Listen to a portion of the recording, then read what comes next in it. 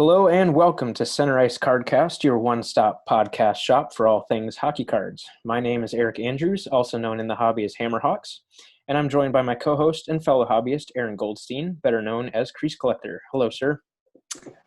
How's it going? Episode 2. We're here. We made it.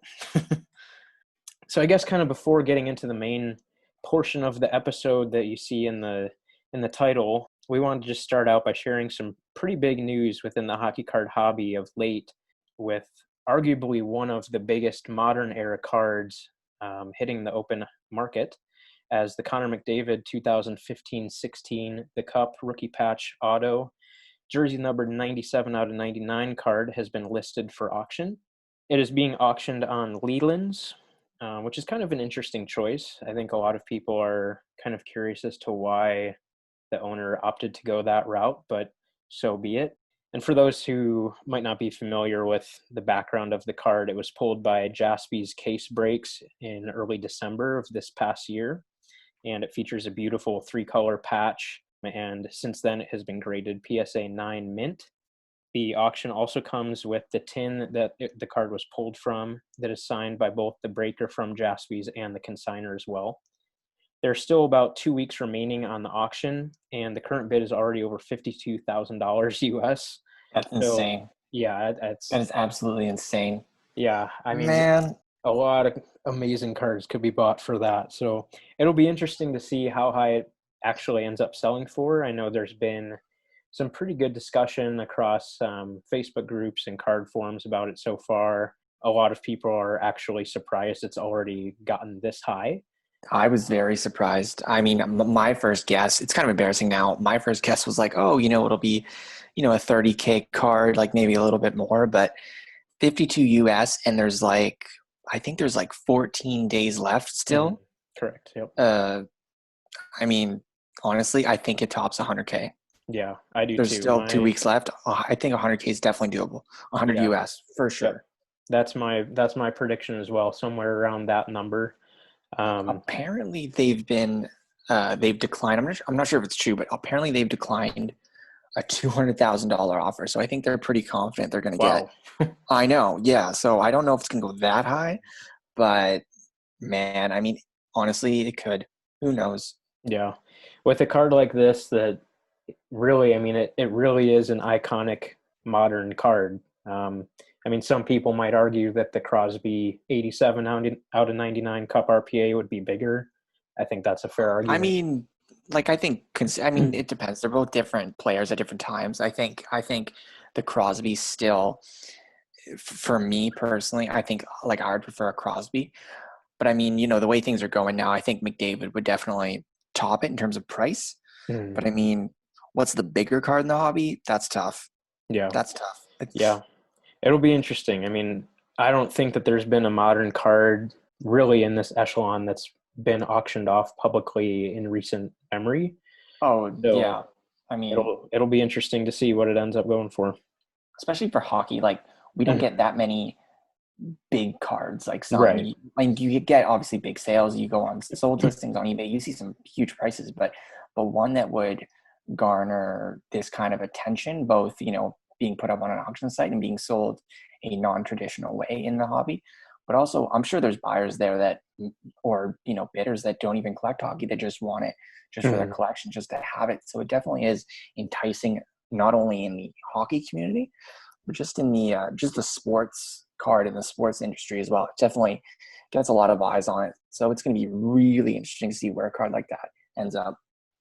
Yeah, absolutely. Especially with a lot of other sports cards having gone up in value quite a bit in the last little while. It was just the perfect time to put up a card like this in the market, with this timing. Yeah, absolutely. I mean, there have been some absolutely massive sales within baseball and basketball over the last few months. So just like what you said, it's really interesting timing how it all kind of worked out, that now it's being auctioned off publicly. It's going to be crazy. We'll probably, I'm not sure if we'll provide an update depending on when this podcast schedule goes live in a couple episodes. But we'll hopefully provide a price of where that thing ended up when it ends in 2 weeks or so. But it'll be definitely interesting for sure. And that's pretty recent. I think it was just put up earlier this week. A couple days ago, Yeah. something. Yeah. So I it's became new. aware of it just a couple days ago. So yeah, definitely going to be something to keep an eye on. Yep, absolutely. And then so turning more toward the actual meat of the episode, one of the big things in the hockey card world coming up is the Virtual Card Expo. So we just wanted to preview that a little bit. And Aaron is serving as our resident expert about that. So if you could share a little bit more information about that with the listeners. Definitely. I wouldn't consider myself an expert, but I mean, honestly, the information about this is still developing. For those who may not have heard, obviously the expo is canceled, but this year they'll have the very first virtual sports card expo, and it'll be hosted later this month, June 19th and June 20th, and it'll be powered by eBay. You can go to sportcardexpo.com in order to register, buy your tickets, and also to book a booth if you decide to go that route. Right now, I was just looking, the tickets ranging now are from $10 all the way down to $6. And some have actually sold out as well. A big chunk have actually sold out. So if you're looking to get a ticket to this thing, definitely try and hurry up, because I'm not sure how much spots will be available in the next few weeks here. But the main, I guess, ticket type that intrigued me the most is the $10 deluxe pass. And one of the things that intrigued me the most about it is because obviously there is no physical expo, but this deluxe pass gives you kind of a new way to interact within the hobby, because it gives you this contest entry. I was just reading about it, for a 30-minute question and answer session that is recordable by video with one of the guests at the expo. And so, which is very cool. And you also get a chance to win a signed Crosby jersey as well. But one of the things that stuck out to me during this potential contest winning is you get to choose between, right now, I'm not sure if any more will be announced, any more guests. I'm sure there will be, but right now you have a choice between Reggie Jackson and Phil Esposito. So like, it's not on the site yet, but I just got an update through email that these would be the guests virtually attending right now. Well, I'm sure we'll get some more updates as we go here. But yeah, so that'd be really cool, especially to have, say, if you're a fan of the player or just a fan of the sport, just getting to, in a sense, interview one of these legends of sport right there on your own laptop at home. So that would be really cool to win. And it's definitely a big incentive, especially like thinking on your feet here for this virtual expo. I think it's a really cool opportunity to really kind of meet and greet, and you're not standing in a line for 2 seconds. You're actually chatting with them for a good half hour, asking them whatever questions you want. And also at the end of the day, you win a signed 8x10 as well by that individual. So it's definitely a really intriguing opportunity. And that's with the deluxe pass, the $10 deluxe pass. So very interesting way. I kind of liked how the Sports Card Expo was able to kind of, again, just think on their feet and allow the fans attending that extra incentive. So it's really cool, and it's definitely a nice thing to see for them.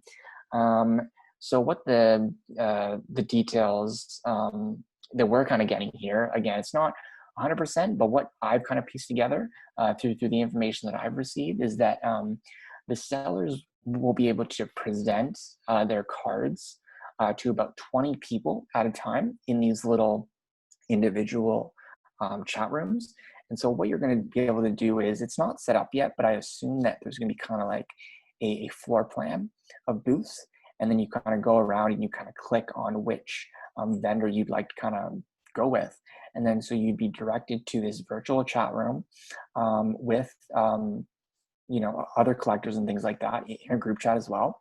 And if you want to talk to the vendor about a particular card, you can also move that chat into a private chat to negotiate certain prices for things. And it's going to be very cool. And of course, they'll be there with their laptops and with their phone to kind of give you a good idea of what they have for sale, but also kind of a close up at a certain card that you're interested in. So they're definitely going to be, using the technology that they have available to give you that up close experience with their cards. So another thing that really stuck out to me, especially when it was first announced, is my gut reaction to this thing was a virtual expo. Like, don't we already use eBay?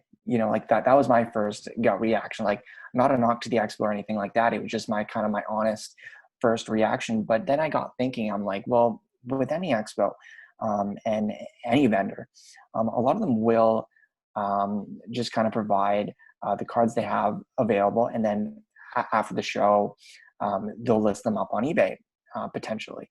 But there's a lot of cards that never get sold on eBay, and they're just kind of I guess through Facebook groups, and especially the mediums that we have now to kind of search through cards and connect each other with cards.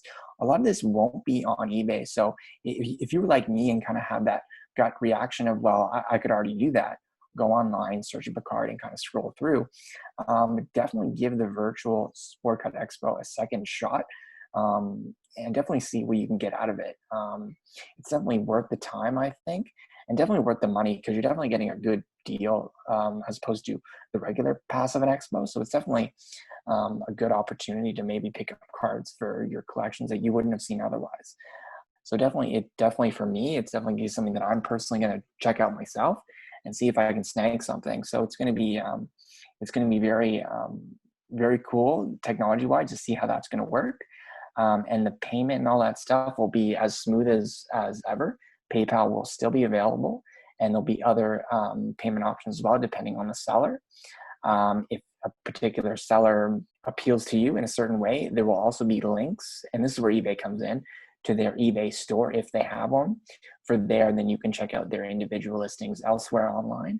So it's definitely going to be a thing that not only connects the collectors to these cards, it's also going to be a way of connecting these collectors to these vendors who they may have not already heard of, and maybe go check out their website, check out their online stores, and definitely connected with hopefully some quality customers. So it's definitely, for both sides, it's going to be very interesting, and will hopefully lead to a lot of nice deals and a lot of good relationship building.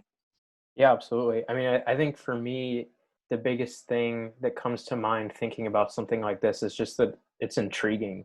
I mean, like, It's interesting. yeah, From both sides, it's very interesting how they're going to pull it off. And the details, we don't have all the details yet, obviously, but it's going to be very interesting, mhm, especially everything came together so quickly.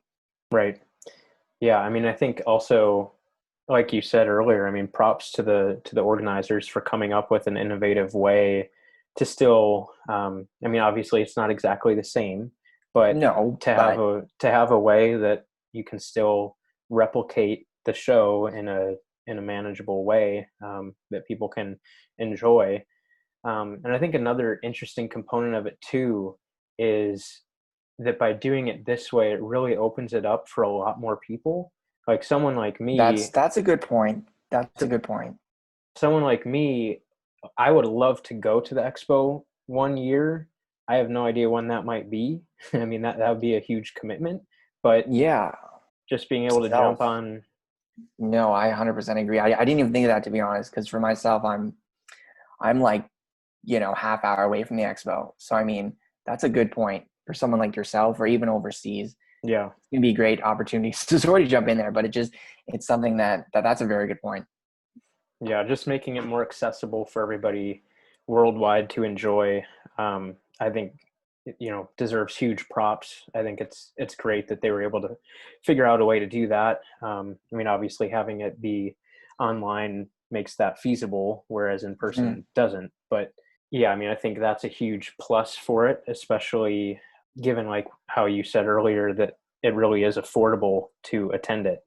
Yeah, not that it's not affordable other years, but for some people, absolutely, with travel involved, it definitely, it's a pretty penny to book your time here. But $6 or $10 right now, you have that option, so it's definitely an affordable way to get involved. I'm not saying you're going to find something, but it's definitely a good way to at least expand your horizons when it comes to card collecting right now.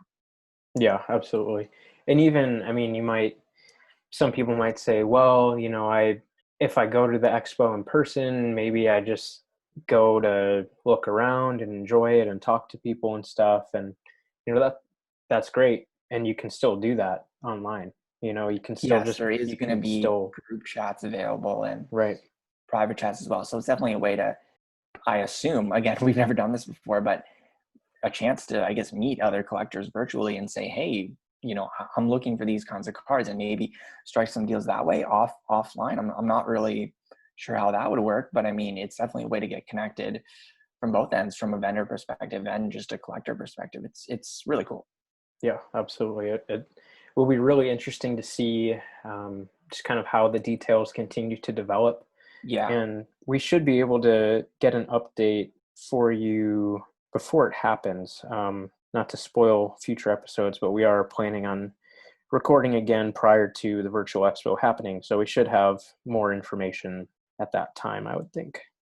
Hopefully, especially if we get Jeremy on. Well, I think he's participating himself, so I'm sure he's been given some details as well that hopefully we can find out and definitely provide you guys with those kind of updates if possible. So then turning to the next segment, the brand new SP Authentic just came out on Wednesday, that being June 3rd. And obviously every year SP Authentic is a really beloved release, one of Upper Deck's biggest products of the year for sure. So it's been really interesting and fun just seeing what the new edition of the product has been like. It's in a lot of ways similar to past years, but there are a lot of new and exciting things this year as well. So just going through a few logistical things up front. The format has stayed the same as being 18 packs per box with 5 cards per pack. And looking at a general box breakdown, you're expected to receive 1 Future Watch auto and 1 additional auto. You could receive more. I've seen boxes that have received 3 and even 4 autograph cards per box. I've seen a couple 4s. It's pretty cool. Yeah, absolutely. Not bad. And then Upper Deck is continuing the Spectrum FX bounty inserts as well. And the limited red base parallels are back again as well. So you get 3 of those per box, as well as 5 Upper Deck update cards, whether that be just standard base cards, Young Guns, or All-Star highlights, as well as an additional 6 SP Authentic inserts per box, whether that be authentic moments, and then there's new authentic winners, as well as a return of SP Essentials as well. And then as far as a price point, it really depends where you look, but generally speaking, boxes can be found anywhere in the 125 US, 150 Canadian range per box from the main retailers. And that, again, that's going to vary just depending on where you look, and local card shops are going to have different prices as well. But generally speaking, that's kind of what can be expected. As far as some of the expected content, obviously there's Future Watch autos, Future Watch auto patches, Sign of the Times, Immortal Ink, and Marks of Distinction autographs as well. Those are all very highly sought after inserts every single year, and those obviously have returned. Additional unique returning content from last year include the Sign of the Times Decades autograph cards featuring designs from the 80s, 90s, and 2000s, as well as... Those are really nice. Yes, they are. Those were amazing. That was fantastic when they brought that in last year. Yes. Love that. Love that. I think... Just amazing. Yeah, I think that's a really good idea, not only to incorporate those older players into more of a modern themed product. Which they should do more of. But yeah, I mean, great idea. And plus the designs were just so unique as well. It didn't just say, 80s, 90s. It had a distinct design to it, which was nostalgic of the time, but it just worked and it all fit together perfectly. It was great. Yeah, and I think those are really highly sought after cards. I know they were last year, and I'm definitely for set collectors. I haven't seen any this year. I haven't looked, to be honest, but I'm definitely looking forward to seeing those. The decades that there should be amazing again. Yep. And then as well, Upper Deck also brought back the quite rare acetate Future Watch cards. Also nice. Last year they just did them of 2 players, and again it appears as though that is staying true as well, as it'll just be Capo Caco and Jack Hughes this year. Like last year, these are unannounced cards, so theoretically there could be additional players, but as of right now, it appears as though it's just those 2, and that is consistent with what happened last year. Mm-hmm. Very nice cards as well. Yes, yeah, they look wonderful. And then as far as new and different content, there's really a lot. A lot of people might think that a flagship product like SP Authentic is generally pretty consistent every year, but there's a lot of different stuff this year. So first, going off of things that are not included this year, the rookie year milestones and retro draft pick inserts are gone. And like I mentioned earlier, SP Essentials are back for the first time since 2011-12, and those also come with autograph versions as well, which I think is a really nice addition. Even though a lot of people in the past have been kind of wishy-washy about the SP Essentials cards, I think that's just an insert that's kind of synonymous with SP Authentic. So I think it's good that they're back. And then, like I mentioned, the Authentic Winners inserts have been added to the product. And as far as other unsigned inserts, there are now retro Future Watch inserts based on the 1999-2000 Future Watch design. And then there are a number of new autograph editions as well. There are retro Sign of the Times autograph cards that are based, again, on the 1999-2000 Sign of the Times design, which I'm a huge fan of those. Arguably the biggest pull I've ever had was from a single box of 99-2000 SP Authentic. I pulled a Bobby Orr Sign of the Times Gold out of 25. Do you still have that card? I do. It's not going No anywhere. way. Have I seen it? Like, I'm not sure. Have you ever showed it off? I don't think so. I haven't. Are you serious? I scanned it a long time ago. And I don't think I'm disappointed. I don't think it made it for a picture of that. I don't think it somewhere, anywhere, Instagram somewhere. I don't think it made its way over to Flickr when the whole photo bucket debacle happened. Yeah, that was a shame. But yeah, I'll have to get that uploaded again. Or like if you send me the card for free, I'll take a picture of it and I'll send you that works. Okay, sweet. That's perfect. But anyway, I think I'm really partial to that design just because of that card that I pulled, but I think they're really nice looking cards as well. And then again, there are more new autograph cards as well. There's Sign of the Times draft autograph cards that highlight when a player was drafted. There are retro Future Watch autographs based on the 2009-10 design. And there are also new retro rookie review patch autograph cards based on the 09-10 design of those cards. Nice. So needless to say, there's a lot of new. That's so much new stuff. I didn't even know until right now how much new stuff there is. That's amazing. Yeah. It's great that they're adding in a lot of variety. I think that's always appreciated. And that's not even it. There's still more. One of my favorite additions for this year, I would honestly say it's my favorite edition this year, is they have made a black version of the Sign of the Times autograph cards. Versions are gross in a good way. I love them. It's, oh man, like from a design perspective, these cards look wonderful just to say, but just the black versions are just phenomenal. Yeah, they're extremely sharp. They use gold ink instead of the normal standard. Yeah, that's blue. Always nice. And a lot of them include inscriptions from the players. Not all of them, but the overwhelming majority of them do. And they're all hand numbered. And I believe the highest numbering of them is 49 from what I've seen. So they're quite limited. But for most players, they're still attainable.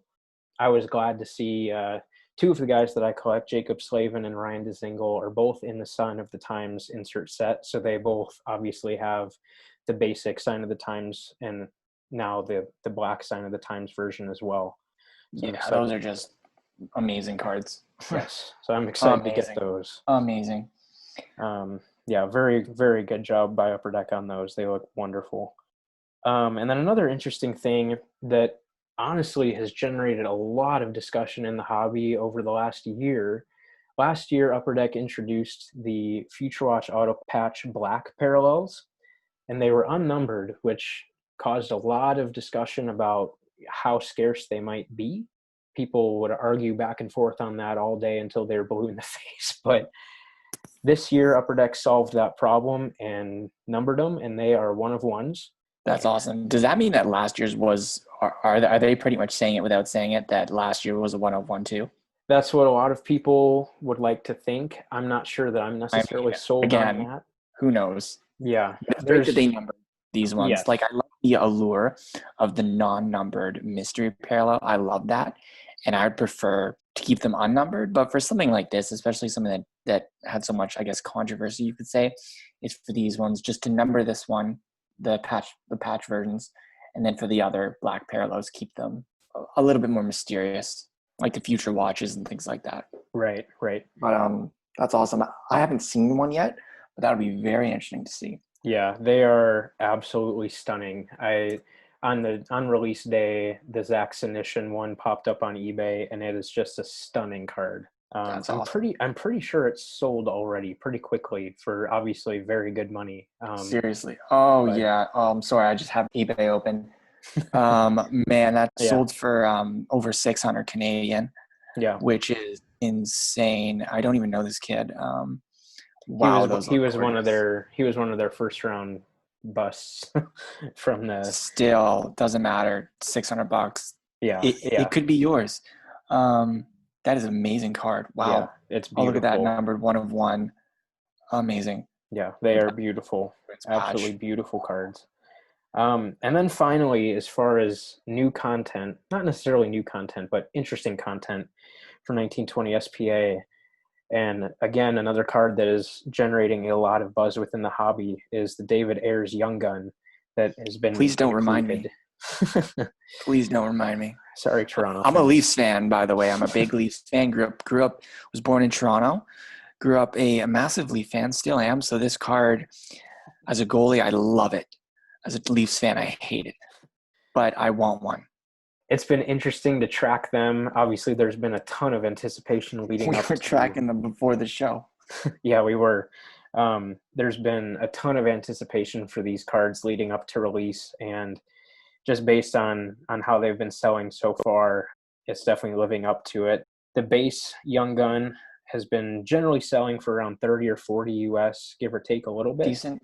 Yeah, I mean, for what it is, I that's know, for what very it is, solid. yeah. And then obviously there's also the exclusives and high gloss parallels as well. I've seen that there was a high gloss pulled, but I do not believe it's been listed publicly for sale anywhere at this It time. might be at the expo. You never know. Could be. Honestly. But there have been a couple copies of the exclusives that have sold on eBay already, with one going around 200 US and the other, I believe, sold just as a buy it now for 375 US. So obviously Man, these are 75. That's a lot. yeah, obviously they're very highly sought after for good reason. It's a cool story. It's a Great cool story. story. Amazing. Yeah, so I mean, I know that I definitely want to pick up just a copy of the base Young Gun at some point. I'll probably wait for the price to come down a little bit, but Yeah. I think it's just such a cool card and a cool It is story. a cool card. And then really the final thing, as far as new things for the product, or I guess different things for the product, not necessarily new, but different from the majority of recent years, there have been decoys in every pack so that you can't necessarily just pick out fat packs and hope that you hit a patch. Whereas this year they have removed a lot of the decoys. There still are some. Yeah, it's only a few per box. Whereas, like I said before, it was in every single pack that wasn't a patch card, obviously.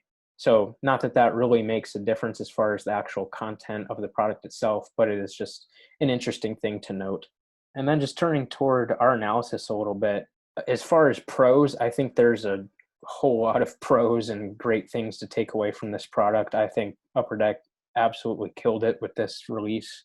Across the board, there's a really, really solid and consistent design theme throughout the entire product that goes it from kind of feels like the same product. Yeah, it goes from base to Future Watch to Spectrum to Sign of the Times, the various base inserts. They all have a similar style of having these horizontal lines with really nice foil accents as well. I was concerned about the lines. I mean, I saw the previews way back, and I got a couple people complaining about the lines, but I think this product especially, I think is a good tell that you shouldn't really judge a product by its cover. Wait until it comes out and wait until you see the final designs before you like in person until you really kind of start to pick apart a design, because this is one of them where you saw the mock-ups and you're like, okay, but then you see the cards in person with the foil, and and the scans and the pictures, and it looks totally incredible. It's just totally night and day. Yeah, absolutely. I think that's a really good point too. A lot of times people can kind of jump to conclusions Yeah. about a design just from the mock-ups.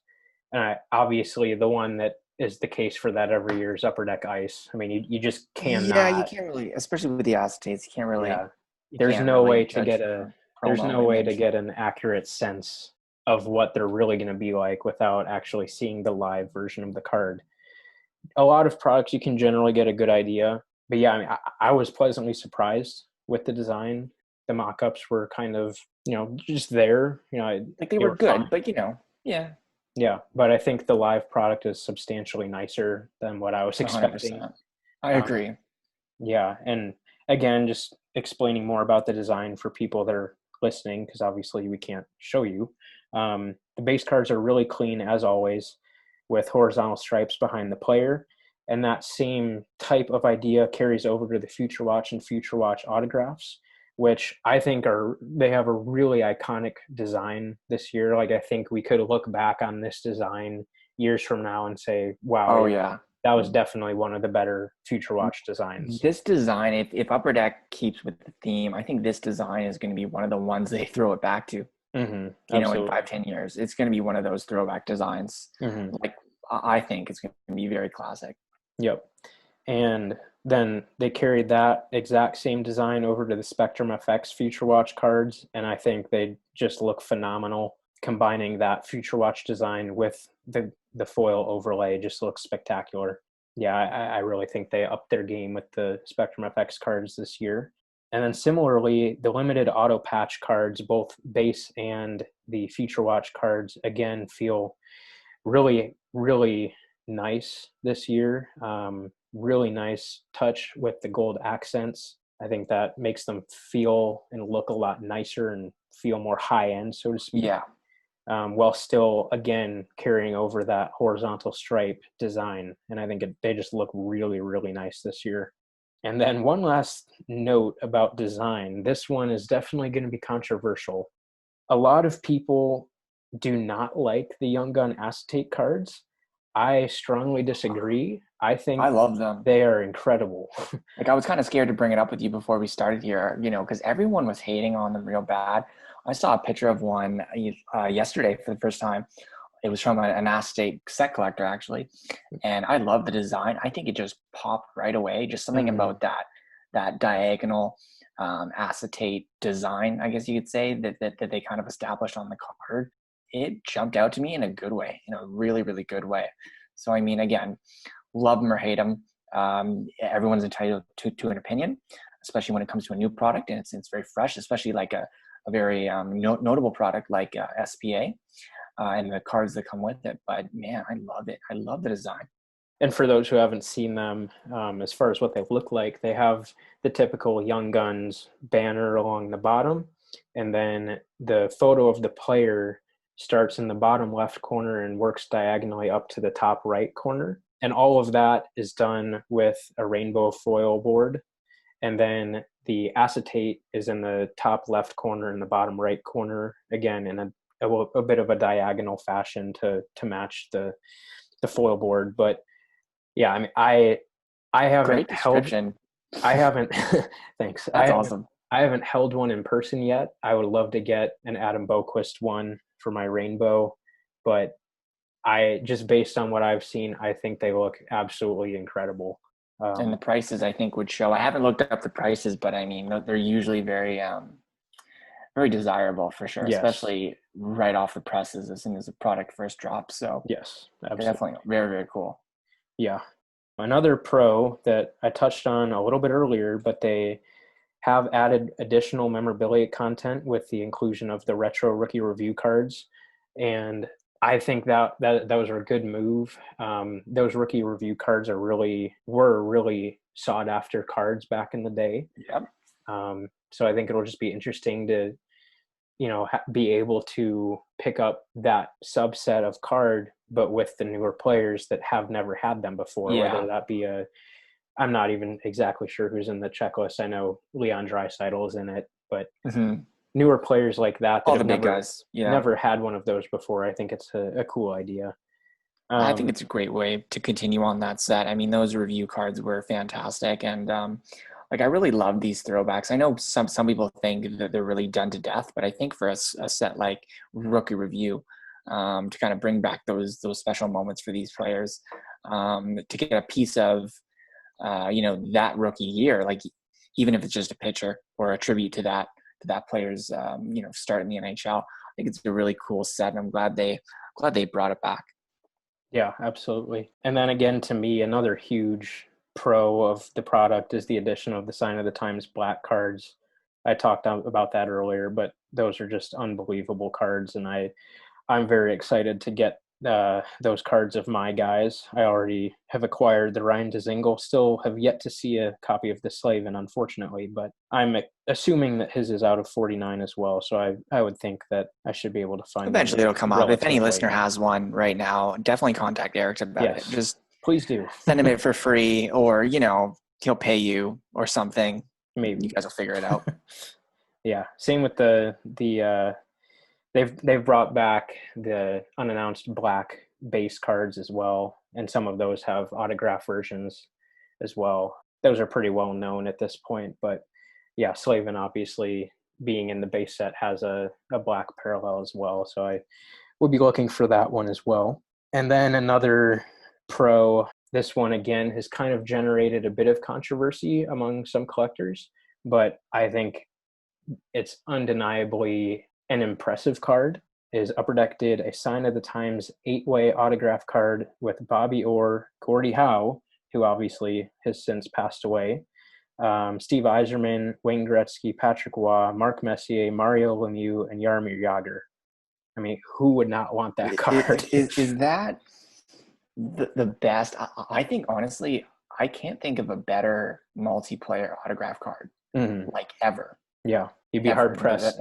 That is one of the best multiplayer cards, probably the best I've ever seen put together. Yes, it's sticker autos and it's out of 5. I think a card like that should be out of just 1.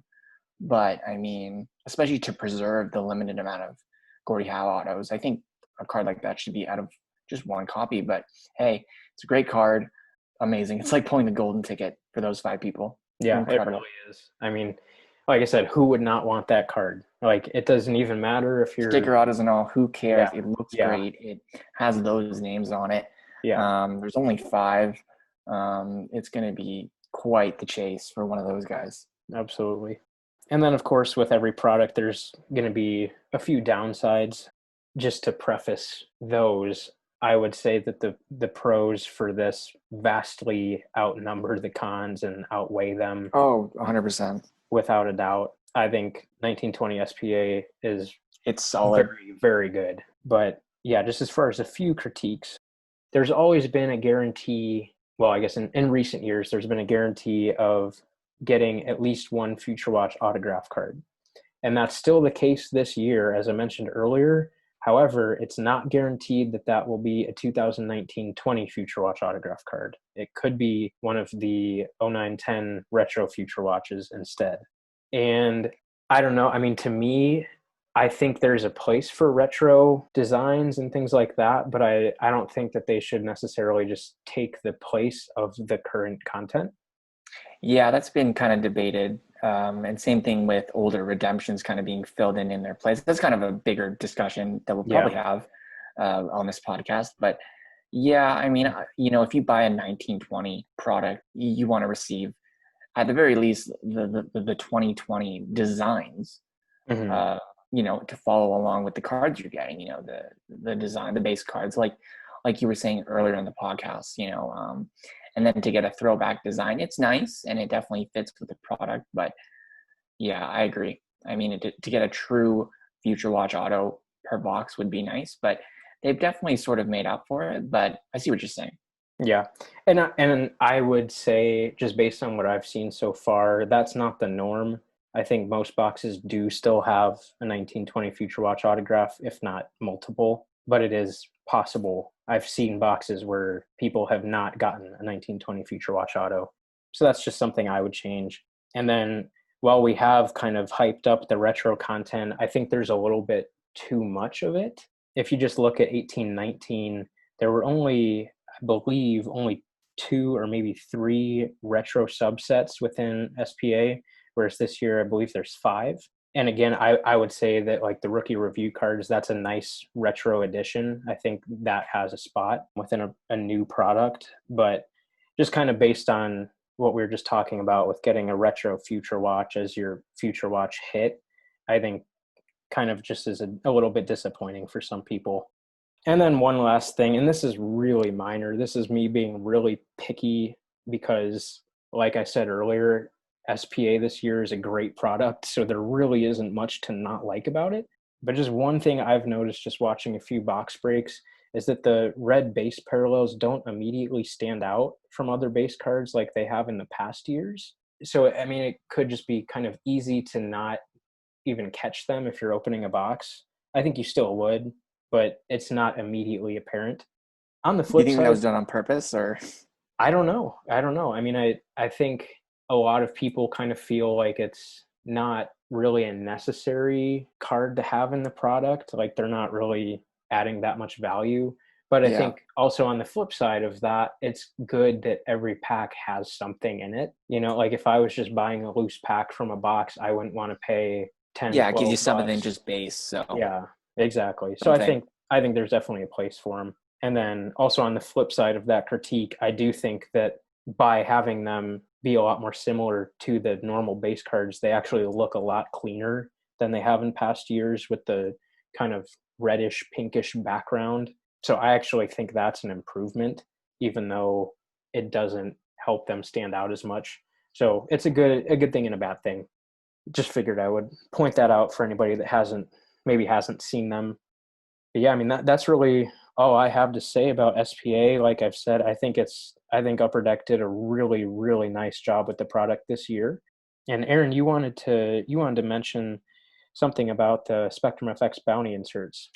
Yeah, just quickly, if you go on, if any of our listeners are familiar, some of you guys probably are, but and I forget the member's name, but he's on Sports Card Forum and a Hobby Insider. He created a thread that allows us collectors to, if you've broken any of SPA or have acquired any of these bounty cards, to submit the cards that you have, and this member is going to personally build this bounty set himself through other people's submissions. And then he's going to submit his codes for the set and receive as many sets as he can. I think last year he made it up to 4 sets, I believe, through 3 or 4 sets. It was quite impressive through member, not donations, but through member submissions of these bounty cards. And then so he was able to cash in on 4 of these gold bounty sets for members who wouldn't be able to rip case upon case or buy up these cards. And then if you submitted, say, the Sidney Crosby for the set, and he cashed in on the gold set, you would receive the Sidney Crosby, as a reward for helping everyone else complete this set, and they would get the player that they submitted. So it is a really good idea. So if anyone's watching and you have a Bounty FX card, definitely go and check out those threads to see if maybe you can submit it. And if it hasn't been taken, you can end up with the gold version of that card for helping out. Yeah, and just to give him a shout out, his username is JDG573. And I'm just looking on Hobby Insider right now. He's got 3 different ones going right now. As of this morning, I think it was 2. So I guess he has another. Yeah. A lot of submissions going through. So definitely, guys, if you have a random Bounty FX card laying around soon from your break or whatever, and you're thinking, man, I would love to, cash in on this bounty, but I can't buy them all up. Definitely try and submit that card yourself to this thread, and he's going to try and hopefully cash in on a couple sets to help distribute throughout the community for these little bounty cards. So definitely a really cool initiative that he's doing. Yeah, it's a great way to do it. Like you said, it's just great to be able to really help each other within the hobby, and For sure. get people those cool rare cards that they wouldn't be able to get themselves otherwise. And I believe he did it the same way last year. But Yeah. as far as obviously one of the big draws of completing the bounty is that you also then get an additional Yes, that's card. right. The card number 100. I'm not sure if it's Correct. at 100 this year, but I'm last year pretty it was. sure it is. I think he randomized it with everyone Yeah. who So I this year believe. it's the same way again. It's 99 cards, and then number 100 is Jack Hughes.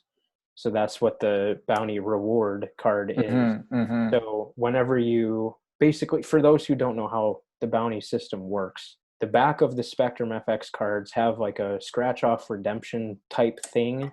You go on the Upper Deck website, enter the code, and you build your set of 99 cards. Once you've gotten all 99, then you automatically receive the 100th card, which this year would be Jack Hughes. And then the first 50 completed sets then also Super get, limited. yeah, the first 50 sets completed get a gold version of every single card in the Spectrum FX set. So, and those are very, very desirable cards. Yeah, I picked one up of Flurry last year, and they're incredible. I just had to get one for my Mhm. collection. Yeah, amazing. And this year again, who knows? I would love to get the Flurry, the gold version. Yeah. He's doing it a little bit differently this year. So I think what you mentioned earlier is he randomized off the last card, card number 100, to anyone who helped out with the 99 card set. But Yeah. this year he's changing it so that for the Jack Hughes Gold parallel, only people who have submitted the level 3 bounty cards will be eligible to Oh, get okay. the Jack. That's kind of interesting. Okay.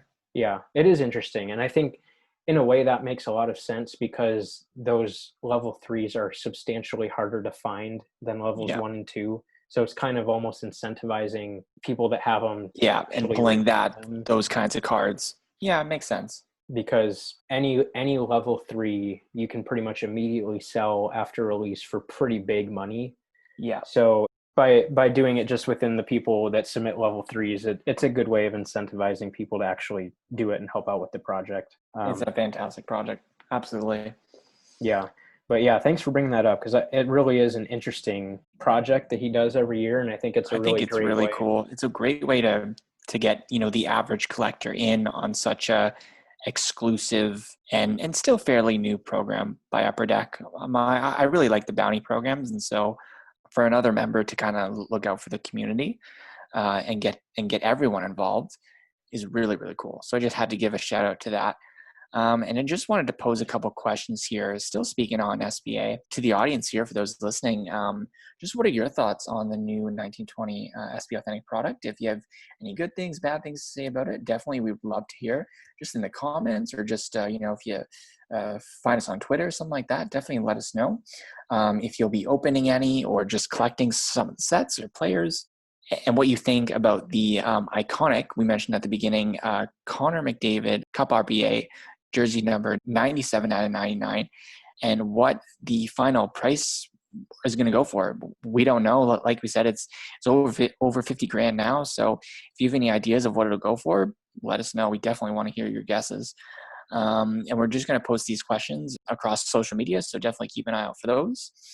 And as far as our next episodes are concerned, we touched on this a little bit in the first one, but about mid-June, we're going to be interviewing Jeremy Lee of Hobby Insider, but also of the newly created Sports Card Live on YouTube. And that should be very, very interesting. And he'll be also attending the Virtual Expo.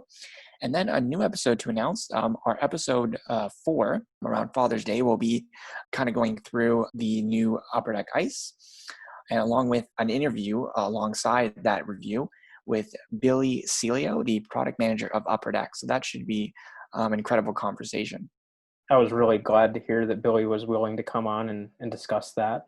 And just going back a little bit further to any predictions about the Mcdavid Cup RPA, if you guys throw out your predictions, we'll share whoever was closest. We'll give you a shout out on the podcast whenever the That's next so nice of episode you. is. That's so nice. Got to incentivize interaction, right? Seriously, right? Yeah. Such a big card. Oh yeah, absolutely. I mean, that's almost a mind-blowing card. I mean, it's a mind-blowing card with a mind-blowing price. Like what would you do if you had like over 50 grand to spend on a card? Yeah. That would be just, man. Yeah. And I don't know if you've seen the video, Aaron, but I mean, even when the breaker saw it, he was just like floored. Like I didn't see the video actually. yeah, That's awesome. Send me that yeah, later. That would be amazing. Or we'll tweet yeah, it out or something. That would be such a cool video to watch. If I pulled that card, I wouldn't be standing here today. My heart would stop. Honestly, I don't even know what I would do. I'd probably quit the hobby and just move somewhere, sell the card, and I don't even know. yeah, Who knows? yeah. That's a lot of goalie cards right there, man. True. It's a lot of Jonas Enroth cards. Oh yeah, 100%. All of them and then some. Yeah. Yeah. His reaction was priceless, though. I mean, he just had to stop and just be like, "What just happened?" What did I just pull? Yeah, pretty cool. But yeah, I mean that pretty much is going to wrap it up for our second episode, which is really our first normal episode, so to First speak. real episode. Thank you Yeah. guys for tuning in, by the way. Yes, absolutely. We've gotten a lot of We're still new at this. yeah, we've gotten a lot of good feedback from you guys so far, so please keep that up. And any bad feedback too. Like, we want to be better at this. We want this to be really interesting and exciting for you guys to listen to. So good, bad, we want to hear it all. Let us know what you're thinking. Please be sure to follow us on social media. We can be found on Facebook, Instagram, and YouTube at Center Ice Cardcast, and on Twitter at Center Ice CC. Please also be sure to subscribe to the show on your podcast platform of choice to make sure you never miss a future episode. Until next time on Center Ice Cardcast, keep collecting those hockey cards.